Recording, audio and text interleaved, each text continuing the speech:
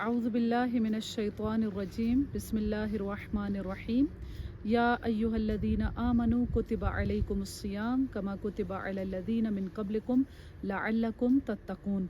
माह मुबारक रमज़ान माह अताअत व बंदगी परवरदिगार है, और ये परवरदिगार के अपने ख़ास बंदों के लिए एक फ़ुर्सत है जिसमें वो परवरदिगार का क़ुर्ब हासिल कर सकते हैं। और परवरदिगार की बेहतरीन इबादत में से एक इबादत इलाही है। वैसे तो इसके मुख्तलिफ़ पहलू हैं, यानी एक इसका पहलू इबादती पहलू है कि ये परवरदिगार की तरफ से एक इबादत है, और एक फ़िक़ही और शरई पहलू है कि जैसे इसके जो मुख्तलिफ़ अहकामात हैं, इसके जो मुख्तलिफ़ आदाब हैं, और फिर एक पहलू इसके नताइज और असरात हैं कि रोज़े के नतीजे में इंसान को जो मुख्तलिफ़ किस्म के असरात हासिल होते हैं। लेकिन आज हमारा मौजू इन तीनों पहलुओं में से कोई पहलू नहीं है, बल्कि हमारा मौजू जो है वो फ़लसफ़ा रोज़ा है कि आखिर इस इबादत परवरदिगार के अंदर क्या फ़िलासफ़ी मौजूद है, परवरदिगार का क्या विज़डम इसके अंदर मौजूद है। दर हकीकत जो चीज़ एक इबादत को इबादत बनाती है वो उसकी रूह होती है, वो उसकी गौहर होता है। और बहुत सारे लोग इस पहलू से उसको मद्देनज़र नहीं रखते, इसी वजह से उस इबादत को गिरां समझा जाता है। जैसा कि रोज़े के मामले में भी इसी तरह है कि मसलन जब रमज़ान आता है तो बहुत से लोगों को गिरानी महसूस होती है कि आखिर ऐसा क्यों है कि परवरदिगार ने भूख और प्यास को इंसान के लिए रखा है। लेकिन अगर इंसान इसकी रूह इबादत से आशना हो, इसके फ़लसफ़े से आगाह हो, तो फिर इंसान ऐसा नहीं सोचेगा। फिर इंसान की सोच ये होगी कि पूरा साल रमज़ान क्यों नहीं है, और शायद वो उसी तरीके से रमज़ान का इस्तकबाल करता और रमज़ान को विदा करता कि जिस तरह के हमारे चौथे इमाम ज़ैनुल आबिदीन अलैहिस्सलाम माह मुबारक रमज़ान का इस्तकबाल किया करते थे। और जब इसका आखिर आता था तो इमाम अलैहिस्सलाम किस तरीके से गिरिए के साथ इसको विदा फरमाते थे। और एक चीज़ ये समझी जाती है कि रोज़ा फ़ाक़े की तरह है। ऐसा नहीं है, रोज़ा फ़ाक़े की तरह नहीं है।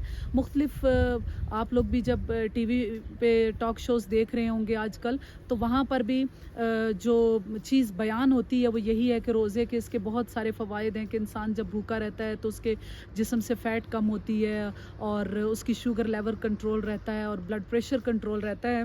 तो ये सब कुछ क्या है, ये अगर इंसान रोज़ा ना भी रखे तो फ़ाक़ा अगर रखे इंसान पूरा दिन, अगर अपने आप को भूखा रखता है तो तब भी उसे ये नताइज हासिल होंगे।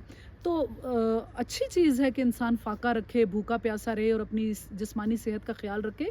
लेकिन माज़रत के साथ रोज़े का फ़लसफ़ा ये नहीं है, रोज़े की रूह ये नहीं है कि इंसान का मकसद सिर्फ़ ये है कि वो भूखा और प्यासा रहे।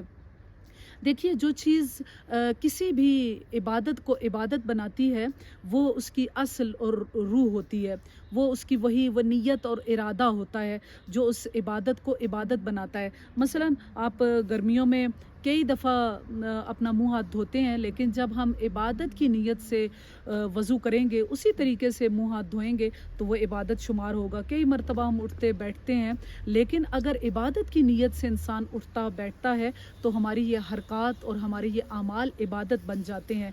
और बहुत बेहतरीन मिसाल दी उलमा ने उस रूह इबादत को कि जिस तरह एक सदफ़ है और सदफ़ के अंदर उसका गोहर मौजूद होता है।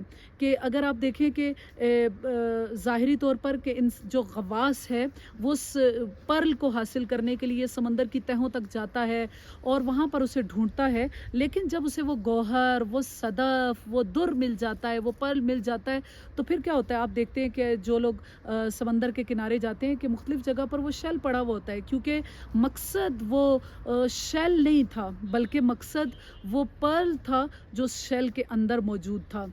और यही चीज़ इबादत के अंदर भी है। हमारा मकसद सिर्फ़ وہ جو ظاہری طور پر وہ جو سی پی ہے یا جو وہ اس کا ظاہر ہے وہ ہمارا مقصد نہیں ہے. عموماً ہم حاصل یہی کرنے کی کوشش کرتے ہیں، اور جب اس عبادت تک پہنچ جاتے ہیں، عبادت کرنا شروع کر دیتے ہیں، تو ہم سمجھتے ہیں کہ ہم نے اس چیز کو حاصل کر لیا ہے.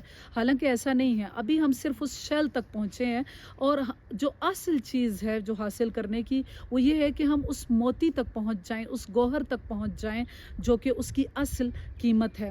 اور یہ بھی بہت اہم نقطہ ہے کہ وہ جو صدف ہے، وہ جو موتی ہے وہ ایسے ہی نہیں بنتا. جو سی پی ہے وہ اپنے منہ میں جب اس قطرہ آب کو رکھتی ہے تو سمندر کی تہوں میں چلی جاتی ہے. اس وقت اسے اس سورج سے بھی اس کو دور رکھنا ہے، مختلف خطرات سے اس کو دور رکھنا ہے، ویل اور شارک جیسی مچھلیوں سے اس کو دور رکھنا ہے، اور ساحل اور خشکی سے بھی بچانا ہے. تب کہیں جا کر کتنی محنت کے بعد وہ موتی بنتا ہے، وہ اس کا گوہر وجود میں آتا ہے.